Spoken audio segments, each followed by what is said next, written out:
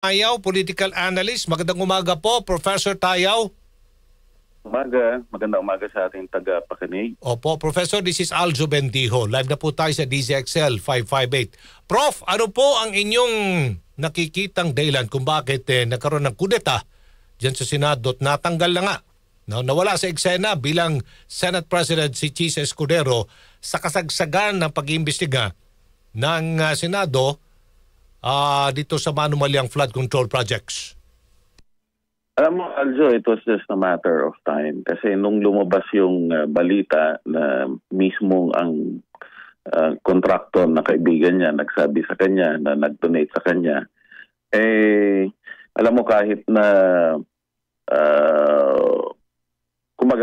kahit na personal di umano na pera nung kontraktor yung binigay sa kanya at hindi naman galing sa kumpanya, maraming nakikinig siyempre yung mga abogado, napakaraming abogado sa atin dito sa bansa natin.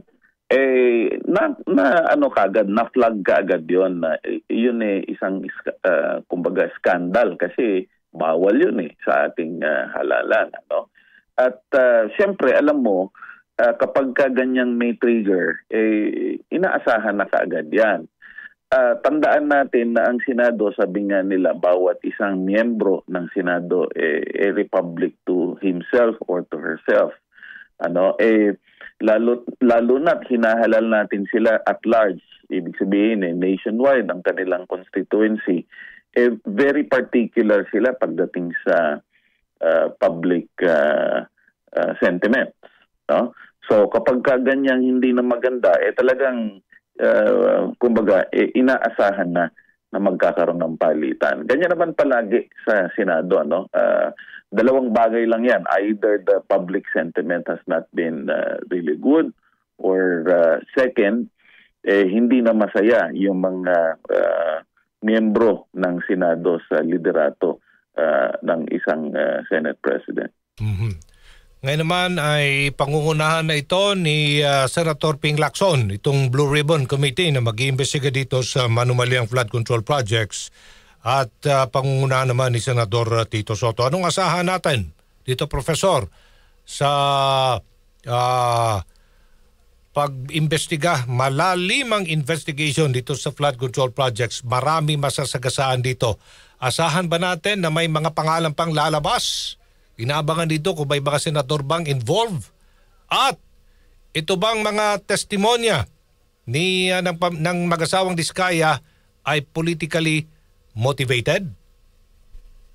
Alam mo, Aljo, hindi mo naman maaalis ang politika kahit saan, kahit anong anggulo dyan. At merong politika dyan. Pero ang bottom line kasi dito, sino ang involved? At sino ang kumbaga may pinaka mabigat na pagkakasala, no? Kasi unang-una, sabi nga, sino ba ang nagdedesisyon para magkaroon ng budget? Alam mo na kaagad yan kung sino ang naglalagay ng insertion, kumbaga. Sino ang nagbibigay ng mga project? Kahit na may bidding na sinasabi, sino ba ang nag-decision yan? At higit sa lahat, nakita na natin kumbaga meron na tayong ideya ng money trail kahapon. So talagang lalabas yan. Ngayon, doon sa una mong tanong, ano ba ang aasahan natin? Hindi naman natin malilimutan na ang nagsimula ng mga panawagan tungkol sa anomalyang ito si Senator Ping Lacson. So sa madalit sabi, sabi nga nila Mr. Expose si Senator Ping Lacson, and so it was a good development, a welcome development, that there was a leadership change, and as a result of the leadership change, nagkaroon din ng leadership change in major committees. Take note, Aljo, at the start of the 20th Congress, the original minority group was literally sidelined. Hindi sila pinapansin, parang hindi sila miyembro ng Senado. But as it has been reported, there were palpable, there were obvious signs of leadership challenges, no? Hindi ko na nga sinasabing limitations o pagkukulang, ano? Kasi parang ang lumalabas kanya-kanya ang nagiging decision making under the previous Senate presidency. Hindi man lang nagkakaroon ng consultation. Yun yung purpose ng caucus, no? And this is practice in all legislatures all over the world, no? Pagka titingnan natin at magkakaroon tayo ng comparison. And so that has really impact, no, on the leadership of former Senate President Cheese and led to now the Senate presidency back to Senator Soto. Asahan ba natin na may mga major talaga dito na revamp din sa committee chairmanship? Di imposibleng mangyari yun, Aljo, kasi katulad nga nung nabanggit natin, yung dating minorya, sila na ang nagpapatakbo ngayon, hindi lang sila majority, sila na ang nasa leadership. Yung nakita nating grupo na dati halos hindi pinapansin, sila nga yung nagmaniobra ngayon, at yung mga namamayagpag dati na akala mo walang katapusan ng kanilang leadership, ngayon yung nasa minority. Okay, sige po. Maraming salamat po sa pananaw ninyo sa isyong ito. Professor Edmund Tayao, political analyst. Good morning po. Good morning. Good morning, thank you. Okay. Si Aljo Bendijo sa DCXL News. Alright. Si Senator Ping Lacson, papalitan niya si Senador Rodante Marcoleta. Powerful ito. Chairman ng Senate Blue Ribbon Committee. Then Tito Soto na ngayon ang bagong Senate President. Nang matanong nga si Senador Marcoleta kung siya ba'y mananatili sa Blue Ribbon Committee, nang matanong si Senator Soto if Marcoleta would remain as Blue Ribbon Committee Chairman, hindi na siya miyembro ng mayorya.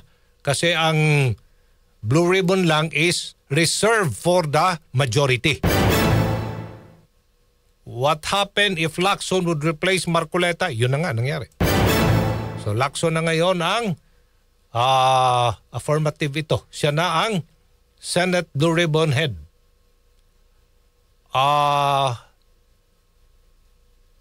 Ito yung responsable sa mga high-profile investigation. Ifo-formalize yan during a plenary session. Grabe itong nangyari po sa flood control projects na investigation. Bigla na lang talagang may shake-up, no? Shake-up dyan sa Senado, sa leadership. Kasi nga si Senador Escudero, na nailantad, ang kanyang campaign donor, top campaign donor, nauugnay po dito sa Bano Baliang Flood Control, Lawrence Lubiano, ang Pangulo ng Center Waste Construction and Development Incorporated. 30 million pesos na kontribusyon sa kampanya ni Escudero. Pinangalanan po yan ng Pangulong Marcos Jr. as one of the 15 contractors na naka-corner ng multi-bilyong pisong kontrata sa buong bansa in the last 3 years. Number 7. Na rank number 7 in the number of contracts awarded. So yan. Bayan, abangan na lang po natin ito, ito pong development na ito. Oras natin.